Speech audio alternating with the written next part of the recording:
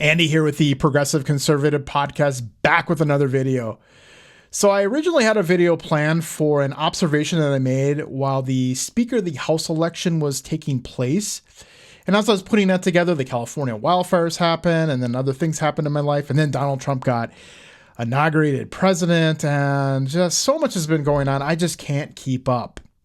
Now, I'm sure you've heard that another wildfire started in California, and President Trump actually is heading out towards that region to speak with Governor Gavin Newsom. Now, the word has it that Donald Trump is going to place a concession where California is going to need to pass voter ID law in lieu of getting federal aid for the fires. Now, I have my own thoughts about voter ID and voter fraud, and that deserves its own separate video. But in this video, I'm just going to talk about the wildfires and the Speaker of the House election, because I think they go hand in hand in a lot of different ways. Now, to kind of bring you up to speed, in my last video, I talked about how Donald Trump used one single pronoun that really won him the election. And I'll link that video in the description, but if you're wondering what that is, just a quick summary. He basically used they and their as his pronouns to depict Democrats as basic criminals. They can't speak English, the immigrants, just all the negative things that you could come up with. And he tied that one in with an ad where Kamala Harris was for they and them, which were the transgender prisoners, and President Trump was for you. President Trump is for you. Now, many of his followers, Donald Trump's followers, were convinced that they were the Democrats and were the enemy. And his debate that he had with Kamala Harris, Donald Trump said the word they and pretty much in a derogatory manner towards Democrats or people that Democrats support over 200 times, while Kamala Harris only said it 10. Now, with the California wildfires, Donald Trump is basically using that capital that he built when he used that they as the Democrats and immigrants and criminals and so forth to convey his grievance that he has with basically the state of California because they did not vote for him for president. Now, after the California wildfires are extinguished and the rebuilding process begins, I think that's the time when we should probably sit down and say, hey, what happened here? I mean, there's a lot of conjecture going around about what actually caused the mass destruction with those fires. Now, whether that was DEI, whether that was climate change, or maybe a combination or neither or something else, that's the time when we can start figuring out what happened. Now, although I don't agree with Donald Trump in his position of why the wildfires happen or what needs to be done to get aid or anything like that, but you have to agree Donald Trump has his free speech rights to basically call out and express what his opinion is for what's going on. Now, Gavin Newsom certainly has pushed back on Donald Trump in his comments, which are also his free speech right and his free expression. Now, at the beginning, I talked about an observation that I made during the Speaker of the House election that took place at the beginning of the month. Now, I feel this observation goes hand in hand with how Donald Trump has responded to the wildfires in California. Now, when I tuned into the Speaker of the House election that was going on, the nomination portion was taking place. Now, at this particular moment, Representative Aguilar was nominating Hakeem Jeffries to the Speaker of the House role. Now, at the end of his speech, the entire Democratic coalition gave a round of applause, while the Republicans were just sitting there pretty much stone-faced. I was curious if the opposite was true, so I rewound the tape and I found the Republican portion nominating Republican Mike Johnson to the Speaker of the House, and once that speech was done, guess what?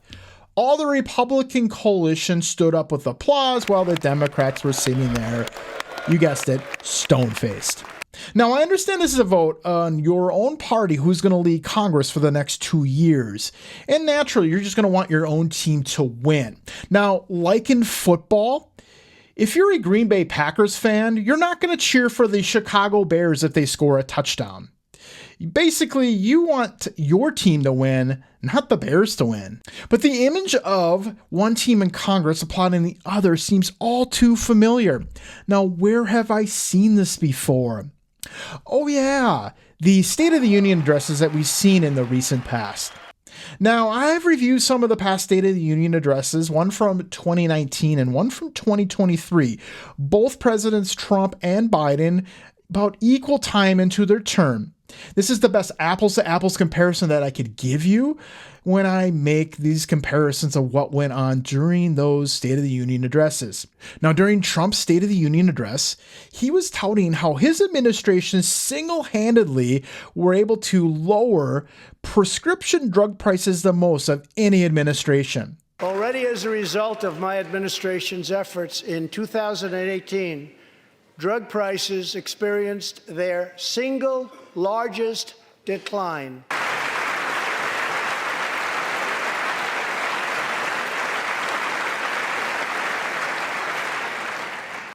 Although I didn't see the Democrats applaud in this clip, the Republicans were standing and applauding this accomplishment. Fast forward 4 years later when Joe Biden was driving the point about how insulin drug companies were charging $400 a month when it only costs $13 a vial to make.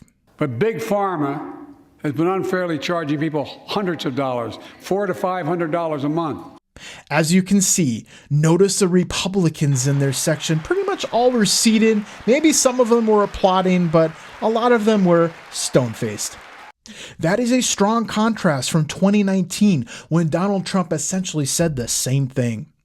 Now with the insulin markup, I've heard that the average insulin user uses about 2 vials per month. Now, if you figure each vial costs $13, and that would be about $26 in cost a month, if insulin companies are charging $400 a month, that's a 1,500% markup.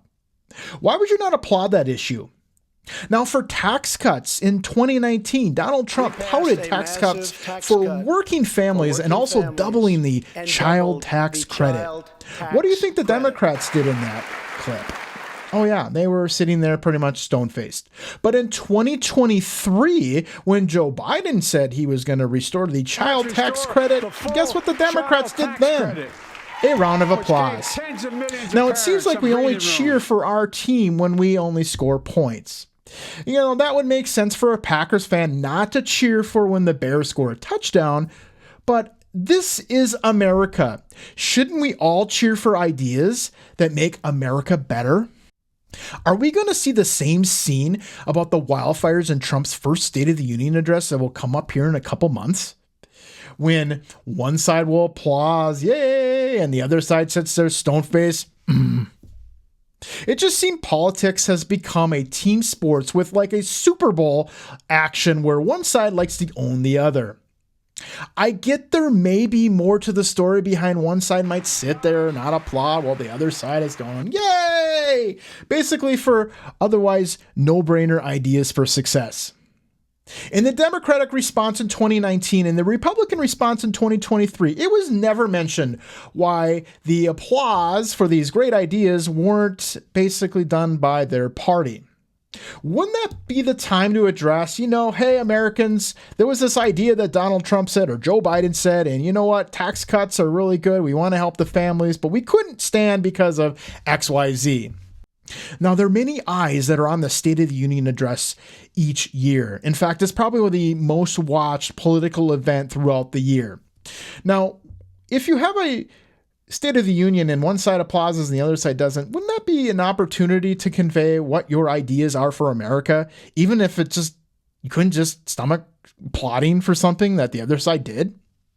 From either party, when I see one side sit there stone-faced when a great idea is presented, I take pause in wondering if anything will ever get done for the average working person in America. And let's say there's unity during the State of the Union address where us as Americans come together and say well wishes to all the victims, because personally, I would love to have them as whole as possible because that's got to be a terrible tragedy. I applaud that unity. However, I hope Trump and his party walks the talk. Now, the America that I grew up in did not do these things to begrudge the other side over an unthinkable tragedy. Now, certainly there are documented issues with how California operates. Certainly they have a large deficit and a lot of red tape that seems pretty annoying. But if you're finding glee in the face of this horrific tragedy, I feel like you don't really have any credibility. Like I said, you have your free speech and free expression for that glee, and I also have mine. That response is certainly deranged. This is not politically correct. This is progressive conservative. Thank you for watching. If you made it this far, I really appreciate it. I would also appreciate your thoughts in the comments section, like, subscribe, or even share with others. That will help grow this channel. Thank you for watching. I'll see you on the next one.